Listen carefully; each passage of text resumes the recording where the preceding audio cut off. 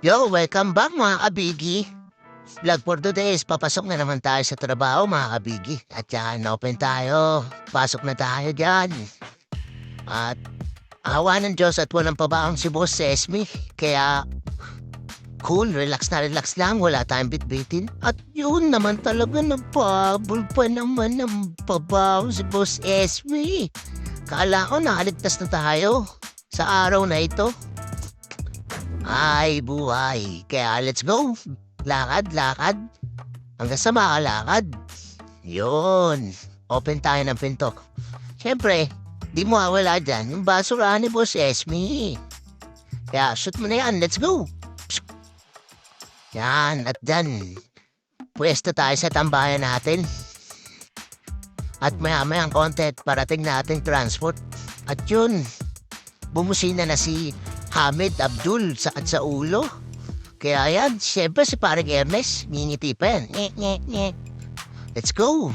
And biyahe na at dire-diretso lang at dadaan tayo kay Maring Chigi. Siyempre hindi yan mawawala sa transport. Kasi siya ay pangapon. Yan.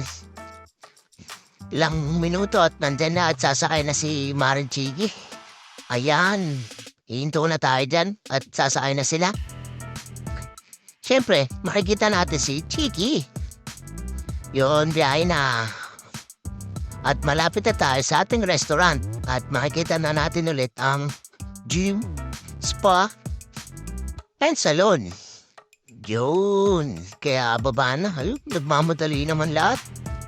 Si Muhammad, si Chiki, mamadali. At siyempre, parang Ernest muna ang gagawa ng proseso sa pagbukas ng gas tank. Shing! At ako'y papasok na at nakita ko open yung shop at may nilagay para silang box sa hagdanan. Kaya akyat hanggang makakyat. Yan, patay na. Buksan mo na ilaw. Yun, buksan mo na ilaw AC. Yan. Kaya makabigi, like, share, and follow. Para masaya. Yan, bis na tayo dyan. Kasi tayo yung maglilinis kaunti sa ating restaurant para oging tignan at good na good, smooth ang galawan. Di marumi, di malinis. Sakto lang. Now let's go, linis na. Kulang ng pan-spray. Yun. Gamit pala natin dyan pan-spray yung Dettol